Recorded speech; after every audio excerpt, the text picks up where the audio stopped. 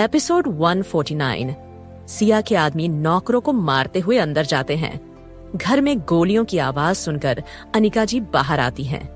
वो जब सामने का नजारा देखती हैं, तो वो डर से चिल्लाती है। उनके चिल्लाने की आवाज सुनकर सिया मुस्कुराते हुए बोली, अनिका आंटी, कैसी हो आप? ये सुनते ही अनिका जी बोली, सिया, तुम इन खतरनाक लोगों के बीच क्या कर रही हो? जल्दी से छुप जाओ, लगता है ये अद्विजय के दुश्मन हैं। ये सुनकर सिया मुस्कुराते हुए अपने एक आदमी के हाथ से गन लेकर बोलती है, अनिका आंटी, कितनी भोली हैं आप। सच में, क्या आपने ही अद्विजय को जन्म दिया है? कहाँ? वो इतना स्मार्ट है, डैशिंग, और आप कहाँ? एकदम डफर। ये सुनते ही अनिका जी हैरान रह गई और बोली, सिया, तुम तो ऐसी नहीं थी। ये सुनकर सिया हंसते हुए बोली, हाँ, मैं ऐसी नहीं थी। आखिर मैं श्रिया कैसे हो सकती हूँ? हाँ, बस ये चेहरा सिया का है। मैं हूँ जिया, इमॉर्टल आई गैंग की लीडर। नाम तो कभी सुना नहीं होगा तुमने, बुढ़िया। ये सुनते ही अनिका जी पीछे होने लगी। सिया ने अपने हाथ में पकड़ी गन से फायर किया। बुलेट जाकर अनिका जी के कंधे पर लगी। अनिका की दर्द से चिल्लाई, अद्विजय, कहाँ हो तुम? ये सुनकर सिया हंसते हुए बोली, बुढ़िया, तेरा बेटा तो ऑफिस गया है, मगर आज तेरे घर में जो भी डेरा डाले हुए हैं वो आज भून जाएगा। तभी वहां विराज आया। उसने सिया से कहा, ये तुम क्या कर रही हो? उसने ये कहते हुए अपने पीछे आए। अग्नि को पीछे कर लिया। सिया मुस्कुराते हुए बोली, ओह विराज, डोंट वरी, मैं तुम्हें कुछ नहीं करने वाली हूँ। बस काफी दिन से इस परिवार के पागल लोगों को झेल रही थी। अब मुझसे ये लोग नहीं झेले जा रहे हैं, इसलिए इन्हें खत्म करने आई हूँ।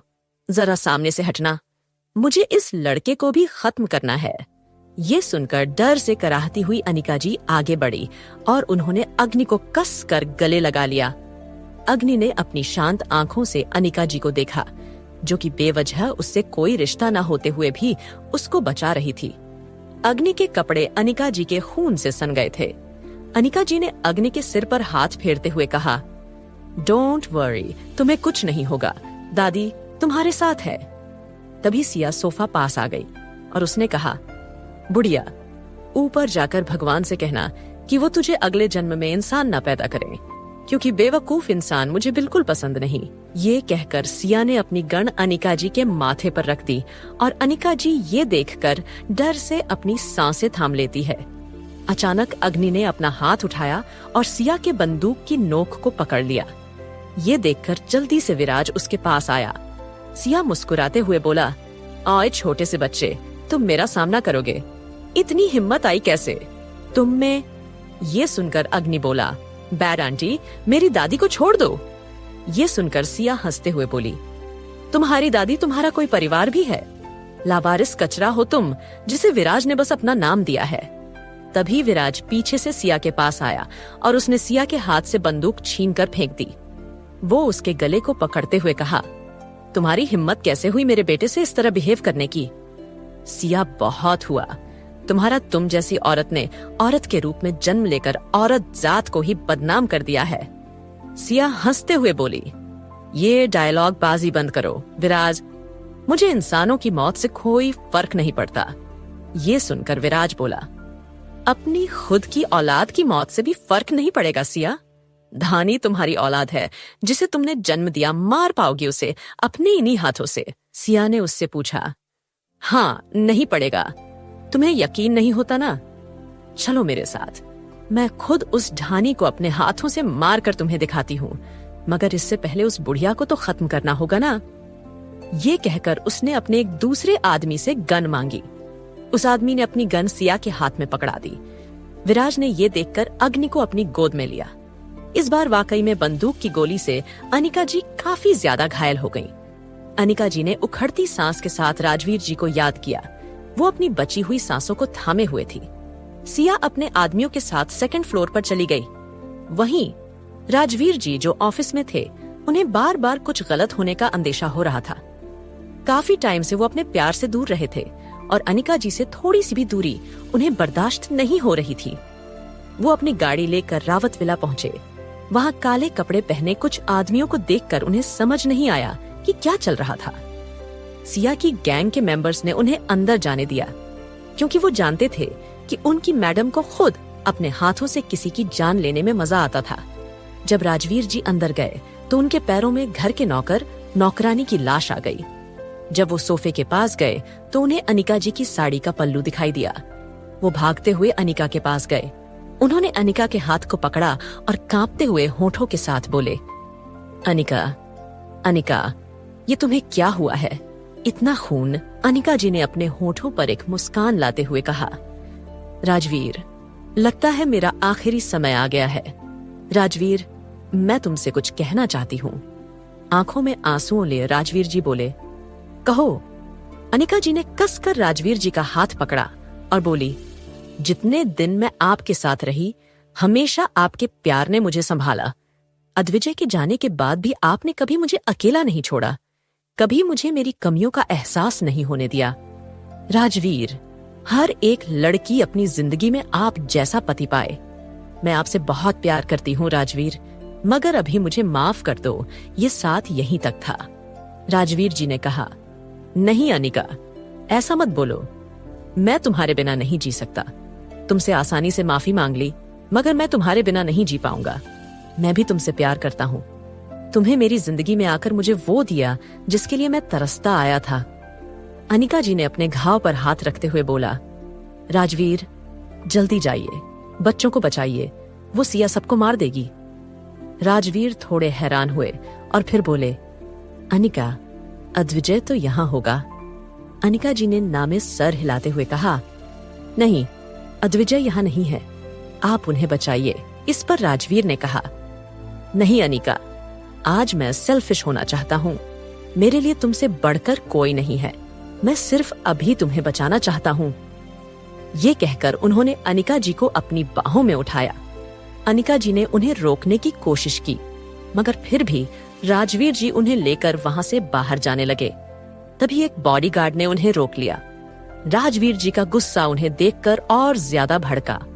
राजवीर जी ने अपनी बाहों में गहरी सांस भरते हुए अनिका जी को देखा और बोले, अनिका, थोड़ी देर रुको, मैं कुछ करता हूँ।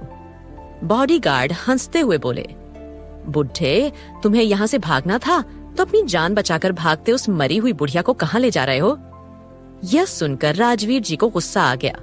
उन्होंने सोचा कि काश उनके बाजू में इतनी ताकत होती कि वह उन सब लोगों से लड़ पाए, लेकिन शायद वह अब अपनी जान न बचा पाए। मगर फिर भी वो आखिरी कोशिश करने से पहले हारने वाले नहीं थे। वो अचानक भागने अनिका को लेकर भागे, मगर तभी एक बॉडीगार्ड ने पीछे से राजवीर जी के पैर में गोली मारी। राजवीर जी एक पल रुके, वह फिर दोबारा भागने लगे। बॉडीगार्ड ने उसी पैर में दोबारा गोली मार दी। इस बार राजवीर जी लड़खड़ाकर नीचे गिरने लगे। गिरते हुए उन्होंने अनिका जी को अपनी बाहों में कस लिया। वो दर्द को सहते हुए बोले, अनिका, देखो, इतने साल हम साथ रहे, लगता है अब ऊपर जाने का समय भी एक साथ ही आ गया है। ये सुनते ही अनिका जी के आंसू बह गए। वो धीमी आवाज में बोली, राजवीर, काश हमारे पास थोड़ा और समय होता। राजवीर जी ने अनिका जी के आंखों से आंसू पोंछे। अब की बार वो बॉडीगार्ड सीधे राजवीर जी के सिर में बुलेट मारने वाला था। उसने अपनी बंदूक उठाई। अचानक उन्हें काफी ज्यादा तेज हवा चलती हुई महसूस हुई। उन्होंने अपनी आंखें ऊपर की तो उन्हें आसमान से आते हुए 4 चॉपर दिखाई दिए।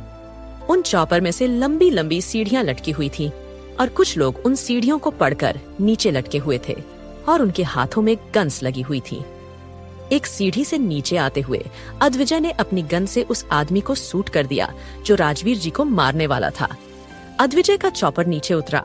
उसने चॉपर के ड्राइवर से कहा, जल्दी से मॉम, डैड को हॉस्पिटल ले जाओ। ये सुनकर ड्राइवर आगे बढ़ा। जब वो अनिका और राजवीर जी को उठाने लगा तो बाकी के बॉडीगार्ड अद्विजय को घेर कर खड़े हो गए। इतने में ही ऊपर बाकी चॉपर से आ रहे अद्विजय के आदमियों ने उन बॉडीगार्ड को ढूंढ डाला।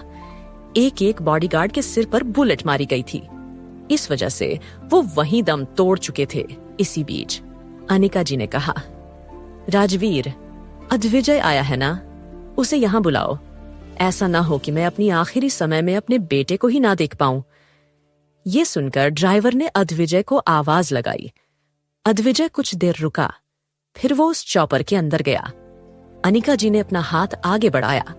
अद्विजय ने कुछ देर रुक रुक कर अनिका जी को अपना हाथ दे दिया। अनिका जी ने अद्विजय का हाथ अपने सीने से लगाया और कहा, अपनी माँ को माफ कर देना, वो कभी तुम्हें माँ का प्यार नहीं दे पाई। अनिका जी की ये बातें सुनकर अद्विजय वो दिन याद आए जब वो अपनी माँ का लाडला हुआ करता था और वो तब तक खाना खाता ही नहीं था जब तक कि वो अनिका जी की गोद में नहीं बैठता था और अनिका जी खुद अपने हाथ से उसे खाना नहीं खिलाती थी। वो बचपन में बहुत शरारती था। अनिका जी उससे बहुत ज्यादा प्यार करती थी। बचपन की यादों में खोकर अचानक अद्विजय ने अपने मुंह से कुछ शब्द कहे जिन्हें सुनकर अनिका और राजवीर दोनों हैरान थे। माँ, चिंता मत करो, आप जल्दी ठीक हो जाओगे। ये सुनते ही अनिका जी के होंठों पर एक मुस्कुराहट आ गई। उन्होंने कहा, राजवीर देख रहे हो ना, उसने मुझे माँ कहा। ये सुनकर राजवीर जी बोले, हाँ मैंने सुना। अनिका, आप कुछ मत बोलो, हॉस्पिटल तक अपनी सांसों को थाम कर रखो, मैं तुम्हें ऐसे ही खुद को अकेले छोड़कर नहीं जाने दूंगा। ये कहकर उन्होंने अनिका जी को गले लगाया। तभी सारे चौपर नीचे उतर गए। उनमें से 2 आदमी भागकर राजवीर जी के पास आए। वो दोनों डॉक्टर थे। चौपर में बैठकर वो सभी वहां से चले गए। डॉक्टर ने अनिका जी के घाव से बहते खून को चौपर में ही रोकने की कोशिश की। वही अद्विजय अब बस उन लोगों को पल भर में खत्म कर देना चाहता था जिन्होंने उसके आशियाने पर हमला किया था। उसने अंदर जाकर कुछ लाशें देखी, फिर वो जल्दी से अपने बेडरूम की ओर बढ़ा। उसे अचानक से कुमार का ख्याल आया और वो फिर कुमार के रूम की तरफ गया, मगर कुमार रूम में नहीं था। कुमार को बेडरूम में न देखकर अद्विजय फिर वापस सेकंड फ्लोर की ओर बढ़ गया। लिफ्ट लेकर जैसे ही वो सेकंड फ्लोर पर पहुंचा, वहां पर कॉरिडोर में कुछ बॉडीगार्ड खड़े थे। अद्विजय ने अपने दोनों हाथों में गन ली और उन बॉडीगार्ड्स को खत्म करने लगा। अद्विजय के आदमी अद्विजय को प्रोटेक्ट करने के लिए उसके पीछे ही आ रहे थे। तभी एक बॉडीगार्ड्स ने बड़ी ही चालाकी से अद्विजय पर फायरिंग की। उसने एक साथ अद्विजय पर 3 गोलियां दाग दी। अचानक कुछ बॉडीगार्ड का चेहरा काला पड़ गया क्योंकि अद्विजय अभी भी उनके सामने खड़ा मुस्कुरा रहा था। अद्विजय ने उसी आदमी पर गोली चलाई। उस आदमी के माथे से बुलेट पार हो गई। फिर आखिर में अद्विजय अपने बेडरूम के बाहर पहुंचा। अचानक उसने अपने पास एक आदमी को आते हुए देखा। अद्विजय ने उस आदमी मारने के लिए बंदूक बढ़ाई। अचानक हैरान रह गया क्योंकि उसके सामने से कुमार आ रहा था। कुमार ने कहा, मामा जी, ये सब क्या हो रहा है? मैं अभी टेरेस से नीचे आया हूँ। मैंने आपको चॉपर से आते हुए देखा, कुछ हुआ है क्या? मामा जी। ये सुनकर अद्विजय बोला, कुमार, क्या तुम्हें गन चलानी आती है? ये कहकर अद्विजय ने एक बंदूक कुमार के हाथ में दे दी। कुमार ये देखकर डर गया क्योंकि उसे पता था कि सुबह से ही आरोही और धानी अपने बेडरूम में ही थे, जिनसे मिलकर ही वो टेरेस पर गया था। अद्विजय ने कहा, डोंट वरी, बस तुम्हें इससे अपने आप को प्रोटेक्ट करना है। ये कहकर अद्विजय ने अपने बेडरूम के दरवाजे को खोलने के लिए अपना हाथ आगे बढ़ाया, मगर बेडरूम लॉक था। अद्विजय ने फिर एक बार फायरिंग करके डोर को तोड़ दिया। जब वो अंदर गया तो उसके सामने सिया बिस्तर पर बैठी थी और वो प्लेट में रखे फलों को खा रही थी। उसके आदमी चारों ओर खड़े थे। उस कमरे में पूरी तरह से शांति थी। अद्विजय दरवाजे को तोड़कर अंदर आया था। तब भी सिया के चेहरे पर कोई सिकन नहीं थी। वो तो मुस्कुराते हुए अद्विजय को देख रही थी। अद्विजय बोला, सिया, तो तुम्हें मैं सिया सहगल कहूँ या जिया? वो बदसूरत लड़की जिसने अपनी दोस्त की जगह ली। आखिर कैसे पता चला अद्विजय को जिया का राज? क्या किया है जिया ने आरोही और धानी के साथ? 125। दोस्तों, इससे आगे के एपिसोड में जल्दी से जल्दी डालने की कोशिश करोगी और परफेक्ट पॉसेसिव हस्बैंड को सुनते रहे। तो मिस सिया सहगल या जिया, क्या कहकर बुलाऊं तुम्हें? अद्विजय ने कहा। इस पर सिया की आंखें हैरानी से बाहर आ गईं। अद्विजय ने वहां खड़े आदमियों पर सरसरी नजर डालकर कहा, मेरी वाइफ कहाँ है? ये सुनकर वो सभी आदमी भी डर से कांप गए। सिया अचानक मुस्कुराई और बोली, तो तुम्हें मेरा सारा सच पता चल गया है, लेकिन अब तो काफी देर हो चुकी है हनी।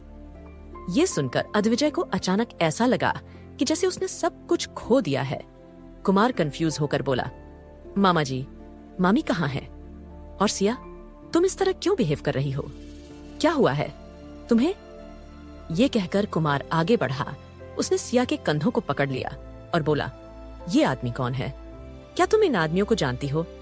इस पर सिया ने कुमार के हाथ को अपने कंधे से हटाया और बोली, मैं कोई सिया नहीं समझे और दूर रहकर बात करो मुझसे। ये कहकर सिया ने कुमार को धकेल दिया। कुमार हैरानी के साथ सिया को देख रहा था। I said, where is my wife? अद्विजय चिल्लाया। सिया मुस्कुराते हुए बोली, वेल, तुम्हारी वाइफ को ही ढूंढने मैं यहाँ आई थी, मगर वो यहाँ थी ही नहीं। न जाने कहाँ छुप गई है वो बिच। ये सुनकर अचानक अद्विजय के हाथ उसकी गन पर काश गए। उसने गन पॉइंट पर सिया को लेते हुए कहा, इमोर्टल आई गैंग की लीडर, तुम्हारे सभी आदमियों को मैंने ऊपर पहुंचा दिया है, तो अब बस तुम्हारी बारी है। ये कहकर अद्विजय ने अपने अंगूठे को ट्रिगर पर रख दिया। उसकी धमकी सुनकर सिया हैरान हुई कि उसके सभी आदमियों को अद्विजय ने मार दिया था, जिन्हें उसने सालों तक ट्रेंड किया था। इसी बीच विराज, जो कि बालकनी में आरोही को ढूंढने गया था, वो सामने खड़े अद्विजय को देखकर बोला, मिस्टर रावत, आपकी वाइफ यहाँ है? ये सुनकर अद्विजय की आंखों विराज पर टिक गई और वो बालकनी में गया। उसने नीचे देखा तो दंश के कंधे पर ढानी थी और आरोही कल्याणी का हाथ पकड़कर रावत विला में बनी खिड़कियों को पढ़कर नीचे जा रही थी। आरोही को देखकर अद्विजय को सुकून मिला। दंश ने अपने शरीर में हो रहे दर्द की परवाह नहीं की थी और वो सबसे पहले रावत विला को घिरा देखकर पीछे दीवार से छड़कर आरोही के बेडरूम में गया और वो उन दोनों को वहां से ले गया था। वहीं अद्विजय ने वापस सिया की ओर मुड़कर कहा, इसे पकड़ो। ये सुनकर अद्विजय के आदमियों ने सिया को पकड़ने से पहले सिया के आदमियों को जान से मार दिया। जब वो सिया को पकड़ने लगे तो अचानक सिया उनसे लड़ने लगी। आखिर में वो उनसे लड़ते हुए थक गई और बोली, अद्विजय, तुम मुझे इस तरह अपने काबू में नहीं कर सकते। मैं डार्क वर्ल्ड की क्वीन हूँ। ये सुनकर अद्विजय के चेहरे पर एक डेविल स्माइल आ गई और उसने कहा, और वो क्वीन अब मेरे हाथों मरने वाली है। मैं डार्क वर्ल्ड का बादशाह हूँ। अद्विजय, शायद तुम्हें ये बात नहीं पता, लेकिन तुम्हारी बेटी मेरी वजह से ही जिंदा है, वो बोली। सिया ने आगे कहा, अद्विजय, तुम मेरे साथ ही अच्छा नहीं कर रहे हो। अद्विजय ने सिया से अपनी नजरें फेरते हुए कहा, इस अभी के अभी जान से मार दो। ये सुनकर कुमार घबरा गया, मगर वो अब जान गया था कि उसके सामने खड़ी औरत सिया नहीं थी। तभी अद्विजय के एक आदमी ने सिया पर गोली चलाई तो अचानक कुमार आगे आ गया। उसने कहा, नहीं। भले ही उसके सामने खड़ी औरत सिया नहीं थी, मगर उसका चेहरा सिया जैसा था। कुमार को एक उम्मीद थी कि शायद ऐसा ना हो कि सिया की याददाश्त चली गई हो। इस उम्मीद से उसने सिया को बचाया। अद्विजय ने मुड़कर कुमार को देखा और वो अपनी कोल्ड आवाज में बोला, कुमार, सामने से हट जाओ, वो सिया नहीं है। ये सुनकर कुमार बोला, मगर अगर ये सिया हुई तो? अद्विजय बोला, आई सेड, वो सिया नहीं है, सिया मर चुकी है। अचानक सिया ने कुमार के गर्दन पर अपने हाथ से निकाला हुआ एक नुकीला हथियार रख लिया और बोली, अद्विजय, अगर अपने भांजे को बचाना चाहते हो तो मुझे यहाँ से जाने दो। अद्विजय बोला, कभी नहीं। तुमने मेरी मॉम को जान से मारने की कोशिश की है तो मैं तुम्हें इस जन्म में तो क्या, किसी भी जन्म में चैन से जीने नहीं दूंगा। ये कहकर अद्विजय ने सिया के हाथ पर शूट कर दिया। इससे पहले कि सिया कुमार की गर्दन को काट पाती, अद्विजय ने कुमार को अपने पास खींच लिया। अद्विजय के आदमियों ने फिर सिया को पकड़ लिया। तुम मेरे साथ ही अच्छा नहीं कर रहे हो, अद्विजय बोला। मिस जिया, इसके लिए मैं तुम्हें एक आसान मौत दूंगा, सिया चिल्लाई। अद्विजय, तुम मुझे मार नहीं सकते, और अगर तुम मेरे बारे में इतना ही जानते हो तो तुम ये नहीं जानते कि धानी की असली माँ कौन है। क्यों मैं ही उसे बॉर्न मैरो ट्रांसप्लांट कर पाई? ये सुनकर अद्विजय अचानक रुक गई। सिया हंसते हुए बोली, अद्विजय, वो तुम्हारी वाइफ सिया तुम्हारी बेटी की नकली माँ है। उसने इतने सालों तक तुम्हारी बेटी को तुमसे दूर रखा। ये सुनकर अद्विजय अचानक शॉक हो गया। उसे इस बारे में कोई क्लू ही नहीं था। उसने सिया की बात पर विश्वास न करते हुए पूछा, शक करते हुए पूछा, आर यू श्योर? इस पर सिया ने कहा, अद्विजय, मेरी बात पर यकीन नहीं है तो डीएनए टेस्ट कराओ, एक नहीं 1000 बार कराओ। सच तुम्हें डीएनए टेस्ट की रिपोर्ट्स चिक चिक कर बताएंगी। ये सुनकर अद्विजय ने अपनी गन को पॉकेट में रखा और अपने आदमियों से बोला, इसे मेरे चैम्बर में लेकर जाओ और ध्यान रहे ये बस मरनी नहीं चाहिए, बाकी तो उसके साथ कुछ भी कर सकते हो। ये सुनते ही अद्विजय के आदमी सिया के मुंह को बंद करके उसे वहां से ले गए। सिया में अच्छी तरह लड़ने की स्किल थी, इसलिए उन्होंने पहले सिया के दोनों हाथों को बांधा और उसे बेहोश करके वो वहां से ले गए। कुमार ये सब जानकर काफी हैरान था, मगर विराज इस सच के बाहर आने से बिल्कुल भी खुश नहीं था, क्योंकि जितना ज्यादा 4 साल पहले का वो सच बाहर आने से पहले विराज की ओर देखा, विराज शांत नजरों से बस अद्विजय को घूर रहा था। अचानक जब अद्विजय बेडरूम से बाहर निकला तो किसी ने उसका हाथ पकड़ लिया। अद्विजय ने पीछे मुड़कर देखा तो उसे अपने सामने खड़ा अग्नि दिखाई दिया। उसे अग्नि बोला, अंकल दादी माँ ठीक है ना? अद्विजय बोला, तुम किसकी बात कर रहे हो? अग्नि बोला, आपकी माँ की, उन्होंने मुझे बचाया था। अद्विजय बोला, उन्हें हॉस्पिटल में एडमिट किया गया है। अग्नि बोला, अंकल क्या हम उनके पास जा सकते हैं? मुझे उनकी कंडीशन देखनी है। ये कहकर वो विराज की ओर मुड़ा और बोला, डैडी क्या हम वहां जा सकते हैं? ये सुनकर विराज बोला, ठीक है। ये कहकर वो बेडरूम से बाहर चले गए। अग्नि जानता था कि जैसी हालत अनिका थी उसका बच पाना नामुमकिन ही था, और इस हालत में सिर्फ विराज ही अनिका को बचा सकता था, इसलिए वो विराज के साथ हॉस्पिटल चला गया। अद्विजय हॉस्पिटल जाने से पहले फार्म हाउस में गया। इसी बीच फार्म हाउस के अंदर दंश अपने हाथ में दंश, कल्याणी और आरोही अपने हाथ में गन लिए हुए दीवार के पीछे छुपे हुए थे। जब उन्हें अपने पास बढ़ते हुए फुटस्टेप्स की आवाज आई तो उन्होंने अपने हाथ में थामी गन्स को जकड़ लिया। अचानक आरोही सामने आई। उसने अपनी आंखें बंद की और गन से शूट कर दिया। उसके सामने खड़ा अद्विजय अचानक से साइड हुआ। गोली खाली दीवार पर लग गई। अद्विजय ने अपने सामने डरी सहमी आरोही को खड़ा देखा। फिर उसने अपने 2 कदम आगे बढ़कर आरोही को अपनी बाहों में ले लिया। आरोही को जब जानी पहचानी खुशबू का एहसास हुआ तो उसने अपना सिर ऊपर करते हुए कहा, अद्विजय। ये सुनकर अद्विजय ने उसके सर को सहलाया और बोला, मैं आ गया हूँ, अब किसी को कुछ नहीं होगा। अद्विजय को सामने देखकर कल्याणी और दंश दोनों ने बंदूक नीचे कर ली और कमरे में सोफे के पीछे छुपकर बैठी। धानी चिल्लाते हुए आगे आई, डैडी! ये कहकर वो अद्विजय के गोद में चढ़ गई। अद्विजय ने उसके माथे को चूमते हुए कहा, क्या धानी ने डैडी को मिस किया? धानी बोली, डैडी, घर पर गंदे लोगों ने हमला किया था। ममा, कल्याणी दी और दंश भैया ने हमें बचा लिया। अद्विजय ने धानी के माथे को चूमते हुए कहा, हाँ सॉरी डैडी, इस बार लेट हैं। फिर अद्विजय बोला, चलो तुम्हें अब घर नहीं चलना है।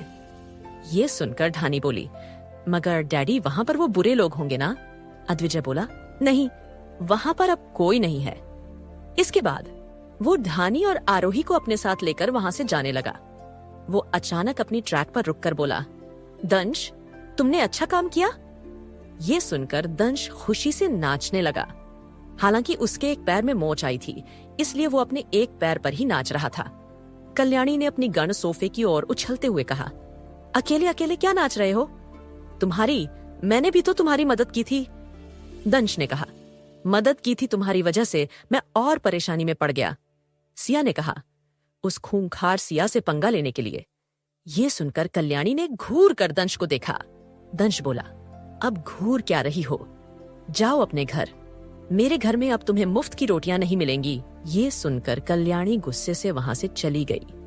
उसके पेट में हल्का दर्द हो रहा था, लेकिन दंश ने उसके दर्द के बारे में पूछा नहीं। जब कल्याणी वहां से गई तो दंश दरवाजे पर खड़ा उबासी ले रहा था। वो दरवाजे को बंद करके अंदर गया। अचानक उसके चेहरे पर एक मुस्कान आ गई और वो दरवाजा खोल के बाहर गया। भागते हुए कल्याणी के पास गए, जो कि अभी तक ज्यादा दूर नहीं जा पाई थी। उसने अचानक कल्याणी को गोद में उठाया और बोला, मैं तुम्हें छोड़ आता हूँ। कल्याणी बोली, जरूरत नहीं है मुझे। इस पर दंश ने कहा, तुम्हारे पेट में दर्द होगा। ये सुनकर कल्याणी बोली, नहीं, इतना दर्द नहीं है। अब मैं भी लड़ना सीखूंगी और सिया जैसी लड़की से दोबारा मार खाने से पहले उसके ही मुंह को तोड़ दूंगी। दंश ने मुस्कुराते हुए कहा, अच्छा, तुम्हें लड़ना सीखना है तो मुझे ट्रेनिंग ले लेना। कल्याणी ने कहा, तुमसे सीखूंगी मैं? तुम खुद तो अपने आप को एक लड़की से बचा नहीं पाए। ये सुनकर दंश को गुस्सा आया और उसने कहा, कल्याणी। वहीं अद्विजय के साथ आरोही रावत विला में आई है। अद्विजय के लोगों ने पहले ही वहां पड़ी लाशों को गायब कर दिया था। घर में पूरी तरह से शांति देखकर आरोही थोड़ी हैरान थी। उसने अद्विजय से पूछा, अद्विजय, बाकी लोग कहाँ हैं? अद्विजय बोला, वो अभी कहीं घूमने गए हैं, तुम चलो आराम करो। ये कहकर वो उसे बेडरूम में लेकर आया। कुछ ही देर में कुमार आरोही और धानी के लिए सूप लेकर आया। शेफ की डेथ हो चुकी थी, इसलिए वो नहीं चाहता था कि आरोही किचन में जाए और उसे ये सब कुछ जानकर सदमा लगे। आरोही ने कुमार के हाथ से सूप का बोल लिया। कुमार वहीं खड़ा रहा। तभी अद्विजय बोला, अब क्या तुम्हें बाहर जाने के लिए मुझे अलग से कहना होगा? ये सुनकर कुमार बेडरूम से बाहर चला गया। अद्विजय ने आरोही को देखा और बोला, पियो इसे। इस सुनकर आरोही ने कहा, ये गरम है। धानी तभी खांसते हुए बोली, डैडी, मैं वॉशरूम होकर आती हूँ। ये कहकर वो वहां से भाग गई। अद्विजय ने स्पून में सूप लेते हुए उस पर फूंक मारकर आरोही के मुंह की ओर बढ़ाया। आरोही धीमी आवाज में बोली, मैंने कहा ना कि सूप गरम है, मेरा मुंह जल जाएगा। अद्विजय बोला, मैं ठंडा करके दे तो रहा हूं, अब पियो इसे। ये कहकर उसने आरोही को सूप पिला दिया। आरोही ने कहा, मैं खुद पी लूंगी। ये कहकर उसने अद्विजय के हाथ से स्पून लिया और खुद फूंक मारकर पीने लगी। सूप पीते पीते अचानक वो किसी सच में खो गई। उसे फार्म हाउस में ले जाकर दंश ने ये बता दिया था कि घर पर हमला सिया ने किया था, यहाँ तक कि उसी ने अद्विजय को ड्रग दिया था। पहले उसकी बातें सुनकर आरोही यकीन ही नहीं कर पाई थी, मगर कल्याणी ने भी उसे वही बात बताई तो उसे यकीन हुआ था। इसी बीच अद्विजय ने उसे किसी गहरी सोच में खोया देखा तो उसने उससे सवाल किया, आरोही, क्या हुआ? ये सुनते ही आरोही ने कहा, हाँ कहिए ना, लगता है मुझे ही तुम्हें सूप पिलाना होगा। कहते हुए अद्विजय ने आरोही के हाथ से बोल लिया और खुद सूप पीकर उसने अचानक आरोही को किस कर लिया। जैसे ही आरोही के मुंह में अद्विजय की जीभ घूमी और साथ में सो आया तो आरोही की आंखें हैरानी से बड़ी हो गईं। अद्विजय उससे अलग होकर बोला, तो अब बताओ, क्या तुम ऐसे ही अपने हस्बैंड के हाथ से तो सॉरी मुंह से खाना पीना चाहोगी? ये सुनते ही आरोही ने जल्दी से ना में सर हिलाया। आरोही गुस्से से फूलकर अद्विजय से बोली, ये कोई वक्त है ऐसी हरकतें करने का? अद्विजय बोला, तो मुझे बताओ, मैं कब ऐसी हरकतें कर सकता हूँ? ये सुनते ही आरोही ने कहा, कभी नहीं, आप इतने बड़े हो गए हैं, इस तरह की हरकतें आप पर शोभा नहीं देती। आप एक बच्चे के पिता हैं। आरोही की बात सुनकर अचानक अद्विजय को सिया की बातें याद आ गईं। वो अब जल्द से जल्द डीएनए टेस्ट करना चाहता था ताकि उसे पता चल सके कि सिया सच कह रही थी या झूठ। अचानक अद्विजय ने बिना सूप पिए आरोही को किस किया। उसने आरोही को किस करते हुए अपनी बाहों में भर लिया। आरोही उसके होठों से अलग होकर बोली, अब ये किस किस लिए था? अद्विजय को आरोही की में इस वक्त मदहोशी नजर फुआ रही थी। उसके होंठों को अपने अंगूठे से सहलाते हुए वो बोला, मुझे मेरी वाइफ को किस करने से पहले किसी की इजाजत की जरूरत नहीं है। ये कहकर उसने आरोही के सिर में अपना हाथ फिराया और उसके सर से एक बाल ले लिया। एपिसोड 151। आरोही को सूप पिलाने के बाद अद्विजय वहां से हॉस्पिटल के लिए निकल गया। उसके जाने के बाद कुमार आरोही के बेडरूम में आ गया। आरोही ने कहा, कुमार, क्या उन लोगों ने घर के किसी सदस्य पर हमला तो नहीं किया था? क्या सब ठीक है? और माँ कहाँ है? ये सुनकर कुमार झूठ बोलते हुए बोला, मामी जी, वो नानी माँ नानू के पास गई है। आप तो जानती हैं वो दोनों कितने रोमांटिक हैं, एक दूसरे के बगैर एक पल भी नहीं रह पाते। आप भी बस अब नानी की तरह अपने हस्बैंड को काबू में रखिए, कहीं ऐसा ना हो ऑफिस में मंडराती हसीनाएं मामा जी को बहका ना लें। ये सुनकर आरोही मुस्कुराई और बोली, ऐसा बिल्कुल नहीं होगा। कुमार आरोही को छेड़ते हुए बोला, ओह मामी जी, लगता है आपको अपने हस्बैंड पर कुछ ज्यादा ही यकीन है। वैसे मेरी छुटकी बहन धानी कहाँ पर है? धानी वॉशरूम से बाहर आई और बोली, कुमार भैया, मैं यहाँ पर हूँ। भैया, क्या आप मेरे साथ गेम खेलेंगे? मुझे आज आप सबके साथ गेम खेलना है और मुझे मिष्टी दीदी से भी मिलना है। ये सुनकर आरोही को याद आया कि वो मिष्टी से मिलने जाने वाली थी, इसीलिए वो कुमार से बोली, कुमार, मैं ओबेरॉय हाउस जाना चाहती हूँ। इससे पहले मैं कभी वहाँ नहीं गई हूँ। अगर तुम फ्री हो तो क्या तुम मेरे साथ चलोगे? इस पर कुमार तुरंत तैयार हो गया, क्योंकि उसकी ड्यूटी थी कि वो आरोही को घर में हुई मौत के बारे में कुछ न बताए। वही अद्विजय अस्पताल पहुंचा। उसने वार्ड के बाहर खड़े होकर इंतजार किया। कुछ ही देर में राजवीर जी निराश चेहरे के साथ बाहर आए। अचानक अद्विजय को सामने खड़ा देख राजवीर जी हैरान हो गए। अद्विजय, तुम यहाँ? ये सुनकर अद्विजय बोला, क्या वो ठीक है? राजवीर जी बोले, इसका ट्रीटमेंट चालू है। डॉक्टर ने अभी तक कोई साफ जवाब नहीं दिया है। गोलियां तो अभी तक निकल चुकी हैं, मगर अनिका। फिर वो एक लंबा पॉज लेते हुए आगे बोले, मगर भला हुआ कि डॉक्टर विराज आज हॉस्पिटल आ गए। वही काफी देर से तुम्हारी माँ को ट्रीटमेंट करने में लगे हुए हैं। ये सुनकर अद्विजय को गुस्सा आ गया। उसने कहा, आप कैसे मॉम को ऐसे ही किसी भी डॉक्टर से ट्रीटमेंट करने दे सकते हैं? ये कहकर वो वार्ड के अंदर जाने लगा। राजवीर जी ने अद्विजय की चेस्ट पर अपना हाथ रखा और उसे रोकते हुए बोले, अद्विजय, समझो, डॉक्टर ने कहा है कि वो आगे कुछ नहीं कह सकते। डॉक्टर विराज ही है जो कि अनीता को ठीक कर सकते हैं। हाँ, मैं जानता हूँ, मेरा आज सिया के कहने पर ही यहाँ आया था, मगर वो एक डॉक्टर है। डॉक्टर का काम किसी भी इंसान की जान बचाना होता है। जान बचाने से पहले वो नहीं देखते कि सामने कोई दुश्मन है या दोस्त। अद्विजय गुस्से में बोला, मिस्टर रावत, मेरे सामने से होती है यहाँ सवाल?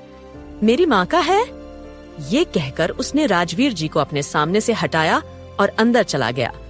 डॉक्टर विराज को मास्क पहने हुए देखा। वो कुछ देर के लिए ठहरे, फिर उन्होंने अद्विजय को इग्नोर करके अपना काम जारी रखा। अद्विजय ने राजवीर के हाथ से इक्विपमेंट छीनना चाहता था, मगर इससे पहले वहाँ मास्क पहने खड़ा छोटा डॉक्टर अग्नि सामने आया और उसने अद्विजय के हाथ को पकड़ते हुए कहा, अंकल, बाहर आइए, मुझे आपसे कुछ बात करनी है। ये सुनकर अद्विजय अग्नि के साथ बाहर आया। अग्नि अपने छोटे छोटे हाथ को फोल्ड करते हुए बोला, यहाँ बैठिए।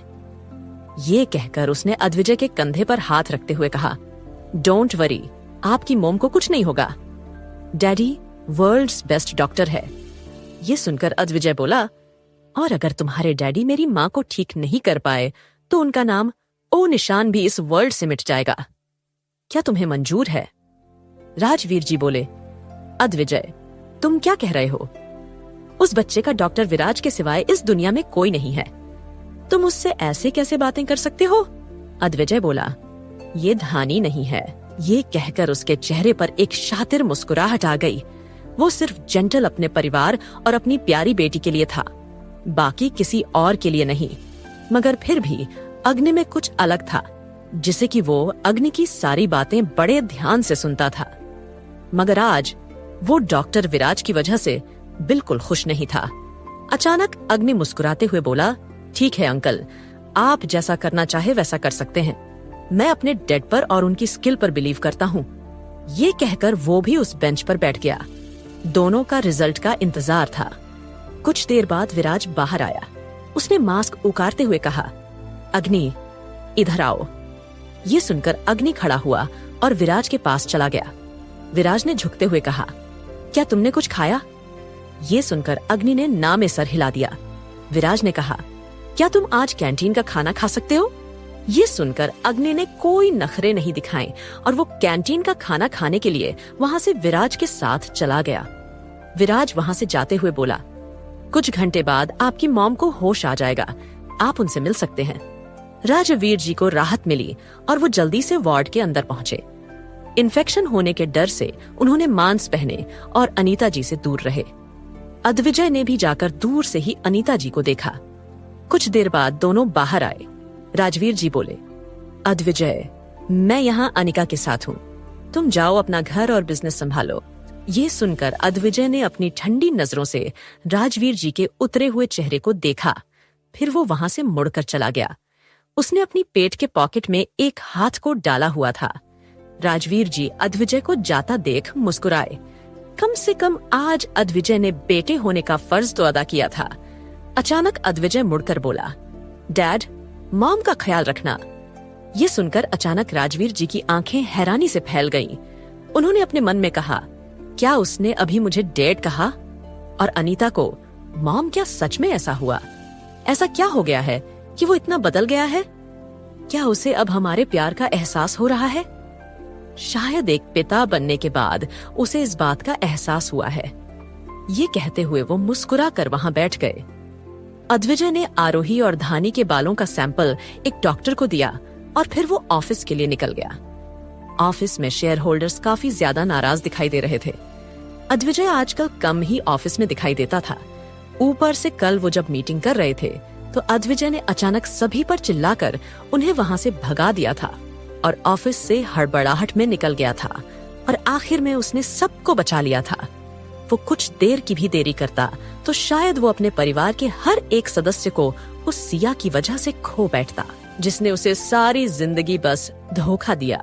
अद्विजय को बस ये बात पता चली थी कि जिस लड़की को उसने इतने साल प्रोटेक्ट किया, उसका ख्याल रखा, वो लड़की वो थी कि नहीं जिसको उसने शादी का वादा किया था, जिसके साथ उसने अपने आगे की जिंदगी बिताने के सपने देखे थे। वो लड़की तो न जाने कहां गुम हो गई थी। अद्विजय अब उस लड़की को ढूंढना भी नहीं चाहता था। वो अब अपने पास्ट को पास्ट में ही छोड़ देना चाहता था। उसके पास अब आरोही थी, आरोही का प्यार था, लेकिन अब उसकी जिंदगी में एक नया मोड़ आया था। वो नहीं चाहता था कि सिया की कहीं कोई बात सच हो।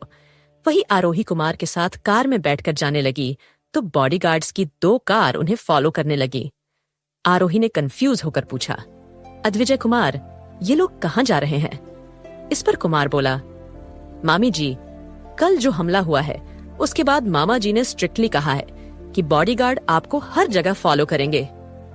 वही ओबेरॉय पैलेस में मिस्टी कांपते पैरों के साथ बिस्तर से उतरी। अचानक वो लड़खड़ाकर जमीन पर गिर गई। ऐसा लग रहा था कि वो कुपोषण का शिकार हो चुकी थी। उसने अपने घुटने पर हाथ रखकर सहारा लेकर खड़े होते हुए अपने आप को मिरर में देखा। उसकी आंखों के नीचे बड़े बड़े डार्क सर्कल्स थे और उसके बाल भी बिखरे हुए थे। आजकल राज नहीं राज बल्कि कोई साइको बन चुका था। उसने मिस्टी को दिन रात परेशान किया था। जब भी वो कहीं से आता वो सिर्फ बेरहमी से मिस्टी के साथ इंटीमेट होता। मिस्टी जब भी उसे मना करती तो वो उसे बच्चे और उसके बिछाए जाल के लिए ताना मारता। अचानक उसने बाथरूम का डोर खोलते हुए देखा। राज बाथरूम से बाहर आया। वो अपने सर पर एक टॉवल से अपने बालों को पोंछते हुए घूमने लगा। उसने अपनी कमर के नीचे कुछ भी नहीं पहना हुआ था, इसीलिए अचानक उसने अपनी आंखें बंद कर ली। कुमार मिस्टी के पास आया। उसने कोम लेते हुए मिस्टी के बालों को ठीक करते हुए कहा, आंखें क्यों बंद कर रही हो? अब तुम मुझे देखना नहीं चाहती? इधर देखो, तुम्हारा प्यार तुम्हें देख रहा है। ये कहकर उसने मिस्टी की चीन को फोर्स के साथ पकड़ लिया। मिस्टी दर्द के साथ बोली, राज, हमारी चीन को छोड़ो, हमें दर्द हो रहा है। राज ने कहा, तुम्हें दर्द हो रहा है? दर्द जानती भी हो क्या होता है? कैसे जानोगे? तुम तो राजकुमारी हो। तुमने बस बिना मांगे पाया है और जो चीज तुम्हें नहीं मिली उसको तुमने प्लानिंग करके पाया है।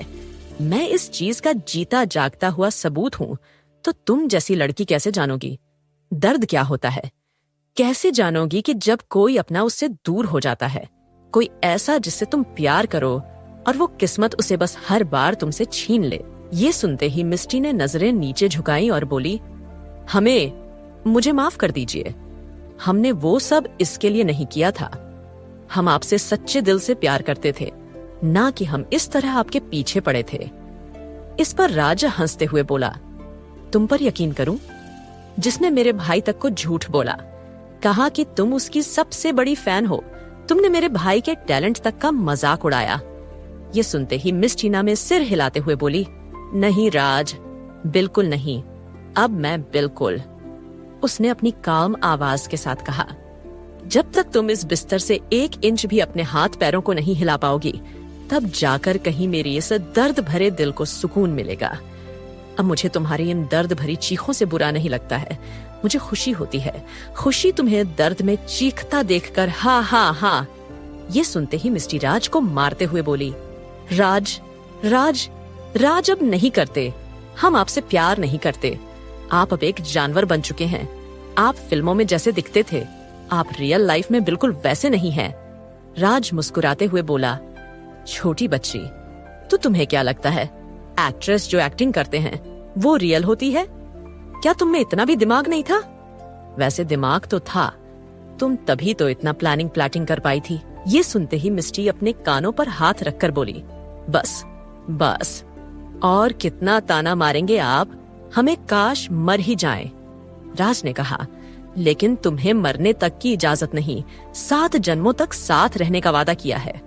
अब 7 जन्मों तक साथ रहकर चाहे तुम्हें मेरे दिया दर्द ही क्यों ना सहना पड़े, मगर तुम्हें मेरे साथ रहना होगा। ये कहकर उसने मिस्टी की गर्दन पर अपने होंठ रखे और उसे चूमने लगा। मिस्टी बोली, राज बस कीजिए। राज ने उसके हाथों को पकड़ा और उसकी गर्दन को काटने लगा। उसने फिर मिस्टी के दोनों हाथों को ब्लॉक किया और धीरे धीरे उसके हाथ मिस्टी की ढीले कपड़ों में जाने लगे। इस वक्त मिस्टी ने राज की नीली शर्ट पहनी हुई थी। ओबरॉय हाउस में उसके लिए कोई कपड़े नहीं थे, इसीलिए वो बस राज के कपड़े ही पहनती थी। राज की शर्ट उसके लिए इतनी बड़ी होती थी कि उसके घुटने तक ढक जाते थे। राज को वो अपनी शर्ट में काफी क्यूट और साथ में हॉट भी लगती थी, मगर उसकी हरकतों को याद करके वो वाइल्ड हो ही जाता था। उसके हाथ इस वक्त मिस्टी के कपड़ों के अंदर घूमते हुए उसके कपड़ों को ऊपर पुल कर रहे थे। मिस्टी राज को रोकने की कोशिश में लगी थी। जिन्हें अपने पैरों से मिस्टी के पैरों को ब्लॉक किया। कहानी कैसी लग रही है, इसके फीडबैक मुझे आप देते रहें। साथ ही प्लीज रिव्यू भी दे। अभी अपन रोमांस लिखने की नई नई तकनीक सीख कर आता है।